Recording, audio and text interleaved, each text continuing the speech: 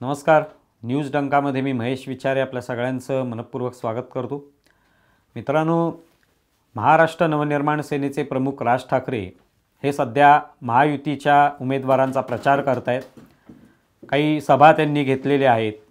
त्याच्यामध्ये ठाण्यामध्ये सुद्धा त्यांची सभा झाली आणि त्या सभेमध्ये अर्थातच त्यांचा रोख हा महाविकास आघाडीचे एकंदरीत उमेदवार म्हणा किंवा त्यांचे नेते असतील यांच्याकडे राहिलेला आहे.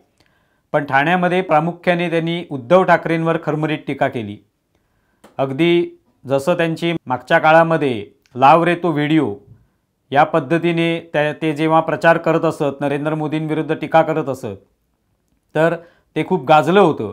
तशाच पद्धतीने त्यांनी या ठाण्याच्या सभेमध्ये लाव रे तो व्हिडिओचा प्रयोग केला आणि उद्धव ठाकरेंना लक्ष्य केलं. ते करत असताना त्यांचा प्रामुख्याने रोग जो होता तो उद्धव ठाकरेंची आजची जी अवस्था आहे, आजची जी स्थिती झाली आहे, कशामुळे उद्धव ठाकरे अडचणीत सापडलेले आहेत हे सांगण्याचा प्रयत्न त्यांनी केला.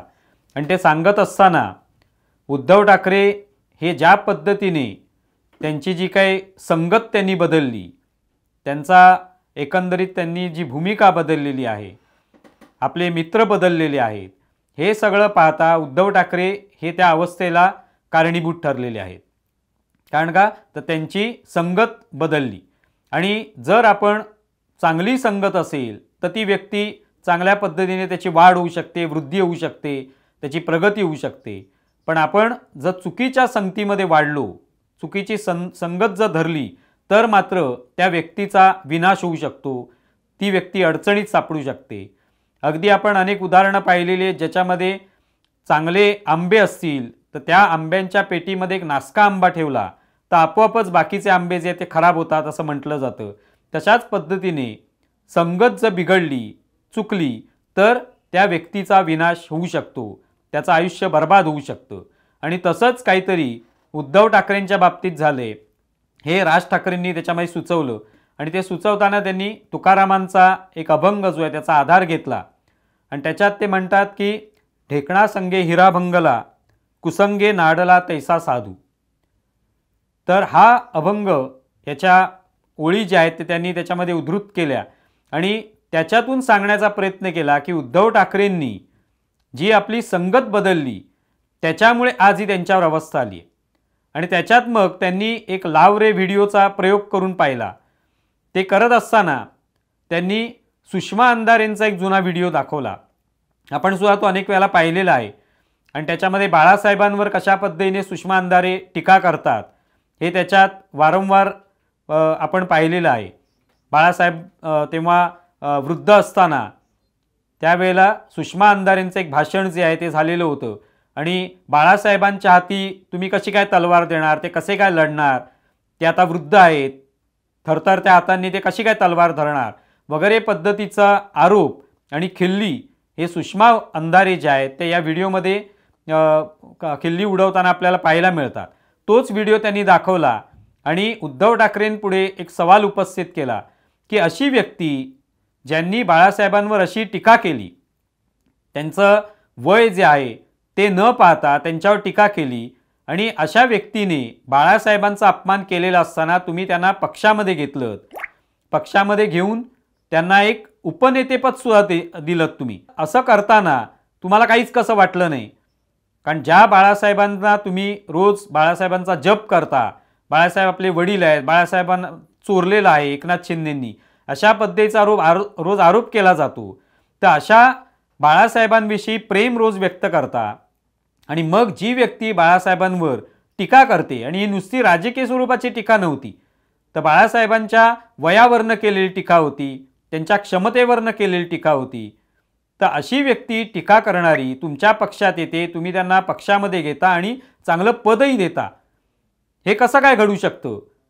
याचा अर्थच असा आहे की तुमची संगत जी आहे ती बिघडलेली आहे, संगत चुकलेली आहे.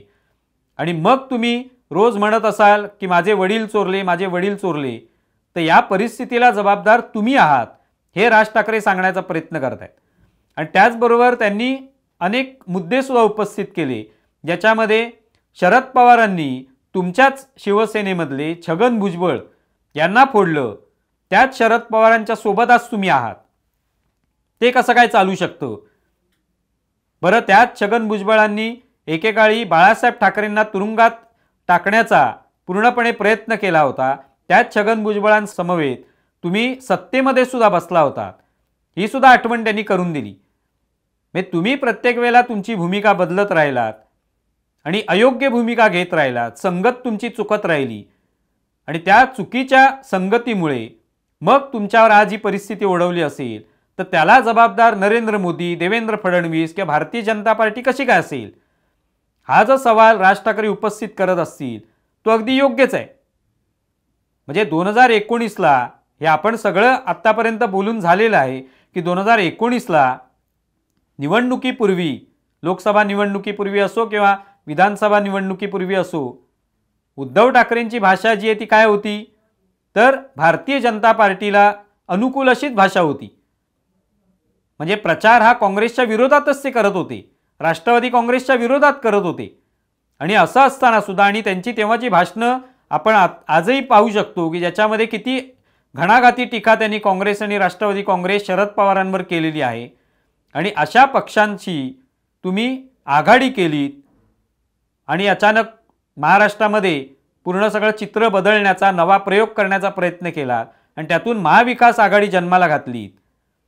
मग ही संगत जी आहे, ज्यांना तुम्ही कधीही तुमच्यासोबत ठेवलं नाही, ज्यांना सातत्याने कडवा विरोध केला, बाळासाहेब ठाकरेंपासून हा विरोध होत आला, अशा पक्षांची तुम्ही आघाडी केली, त्यांच्या मांडीला मांडी लावून बसलात, सत्तेमध्ये आलात केवळ मुख्यमंत्री होण्यासाठी. मग त्या अवस्थेला आज जी पक्षाची अवस्था झाली, पक्ष फुटला, त्याला जबाबदार नरेंद्र मोदी किंवा फडणवीस किंवा भारतीय जनता पार्टीच कसं असेल? तुम्हीच तुमची भूमिका बदलली, तुम्हीच मार्ग निवडलात. ज्यांची संगत नको हे अनेक वर्षापासून तुमचं सूत्र होतं तुमच्या पक्षाचं, बाळासाहेब ठाकरेंपासून, त्यांची संगत तुम्ही घेतलीत, त्यांना सोबत घेतलं, तर मग आज झालेल्या अवस्थेला बाकी कुठला पक्ष किंवा बाकी कुठले नेते कसे काय जबाबदार असतील? हा प्रश्न ते उपस्थित करतात आणि तो योग्य आहे. आज सनातन धर्माविरुद्ध डीएमके सारखा पक्ष टीका करतो आणि त्याच सनातन धर्माविरुद्ध बद्दल किंवा हिंदू धर्माबद्दल बाळासाहेब ठाकरेंची काय भूमिका होती? गर्व से कहो हम हिंदू आहे असं ते अभिमानाने म्हणायचे. आणि तेच उद्धव ठाकरे आज डीएमके पक्षासोबत आहेत इंडी आघाडीमध्ये, की जे सातत्याने हिंदू धर्मावर टीका करत असतात, अश्लाघ्य भाषेत टीका करत असतात, घाणेरडी टीका करत असतात. त्यांच्यासोबत उद्धव ठाकरे बसताना दिसून येतात. उद्धव ठाकरे जे आहेत ते मुस्लिमांचं लांगुलचालन करताना दिसतात आणि अगदी छातीटोकपणे करतात. हा काही राजकीय आरोप नसतो कोणाचा. आज त्यांच्या प्रचारार्थ काही मुस्लिम अल्लाहू अकबरच्या घोषणा देताना दिसून येतात. त्याचे व्हिडिओ प्रसिद्ध होतात, व्हायरल होतात. हे कधी बाळासाहेब ठाकरेंच्या वेळेला घडलेलं दिसून येत नाही. मग ही संगत जी आहे, जी तुम्ही बदलली, जी भूमिका आधी होती, जी बाळासाहेब ठाकरेंची भूमिका होती, तीच तुम्ही सोडलेली आहे. बाळासाहेब ठाकरेंची भूमिकाच तुम्ही त्यागलेली आहे. तर मग आज बाळासाहेब ठाकरेंना चोरलंय कोणी, हे तुम्ही कसं काय म्हणू शकता? हा जर सवाल राज ठाकरे उपस्थित करत असतील तर ते योग्य आहे.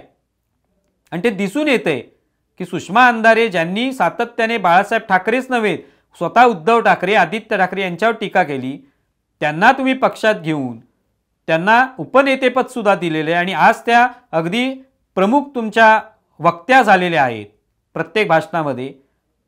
ते लोकांना पटणार आहे का? आणि मग जर तुकारामांचा अभंग राज ठाकरे त्याचा उल्लेख करत असतील, ढेकणा संगे हिरा भंगला, तर तो योग्यच ठरतो.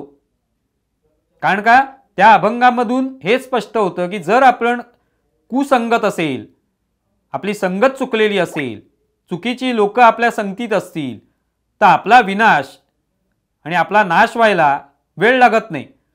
मग आज जी काही उद्धव ठाकरेंची अवस्था झालेली, आज ज्या सगळ्या अवस्थेमुळे ते हताश झालेले आहेत आणि रोज वेगवेगळ्या पद्धतीने टीका करत असतात मोदींवर आणि अत्यंत खालच्या भाषेत सुद्धा टीका केली जाते, या अवस्थेला जबाबदार नरेंद्र मोदी नाही आहेत. फक्त नरेंद्र मोदी विरोधक आहेत, ते टीका करणारच तुमच्यावर.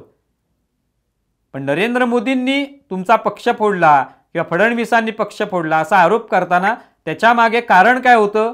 तर तुमची बदललेली संगत, तीच राज ठाकरे दाखवण्याचा प्रयत्न करतायत. तुम्हाला या संदर्भात काय वाटतंय जरूर कळवा.